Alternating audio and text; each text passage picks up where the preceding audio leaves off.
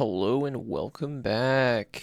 It's been a little while. Had some dad stuff going on, some work stuff going on. I wanted to make a quick video about something that just happened in my small town I live in and made national news. For good reason. It's a juicy story. So, 2 days ago, on Sunday, there is a church in my town, right on the outside of town. They were having a normal Sunday morning service. It's a normal thing for a lot of churches nowadays to have security guards for American reasons.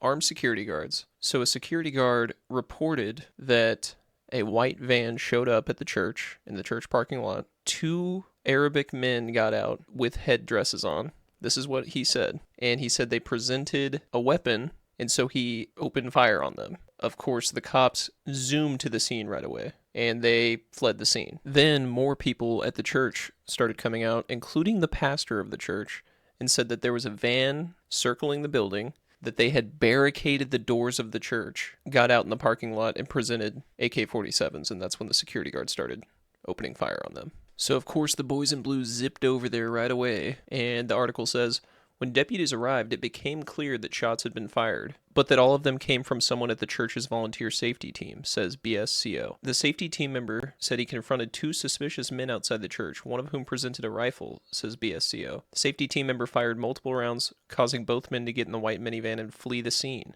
driving north on US 281. A man we don't know wearing a full turban blocking the door, Jacob shouted. He ran that way. There was a van that way. The individual in the van got out with some sort of rifle, the church member told the congregation on Sunday morning. Jacob opened fire, and then they took off. So right when this happened, like within the hour, the pastor of this church posted on Facebook, during the head of the year celebration this morning at the epicenter, our security team intercepted a team of jihadists seeking to enter our facility with AK-47s. They had barricaded the exit doors outside, intending to block our ability to exit when the shooting started. Before they could begin to fire inside, our team fired upon them outside. They fled. Currently, we have city, county, state, and federal officers on the property investigating the scene. Praise the Lord that the promises of Psalm 91 and Isaiah 54:17 are true.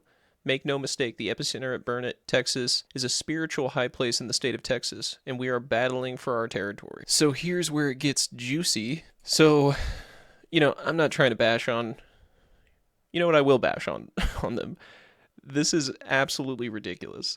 During an investigation, it was revealed that the story that came from the safety team member was fabricated. So this is Jacob Tarver, 45-year-old man who did security for this church, and he made up the story. So the security guard lied to make himself the hero in the situation. He woke up and he was like, I'm gonna kill me some Terrys, or make everyone think that he did. This is like, what's the movie Rango? Is it where he lies about being the hero and everyone thinks he's like such a badass? I don't know why I'm not very surprised, because right when I heard about this, I was like, wait, so jihadist extremists came to a small town church, and the police, the FBI, and the highway patrol are looking for them in a helicopter, and they cannot find them. I know most of you probably aren't familiar with Hill Country, Texas, but 281 is a highway where there are literally almost no turns.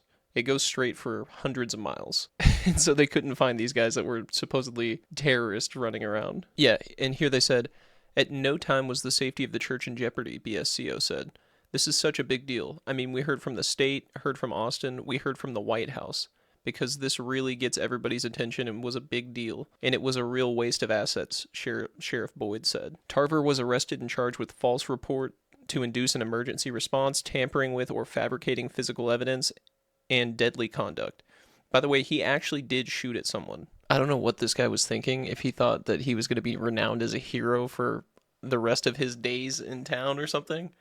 He's going to be like, oh yes, I remember when they first attacked. I fought in the Crusades of Burnett, Texas. Never did find them. They likely teleported back to hell after they attacked us. So I'm not sure what happened or what state of mind this guy was in, but he shot at an innocent person and then told the police that there were essentially jihadis attacking their church, and this was a huge deal. We were driving back from Dallas when this was all happening. We drove by. Police everywhere, helicopters, SWAT team, rifles at the ready. I mean, this was like, for a small town like us, this was huge. I'm so unsure what to think about this.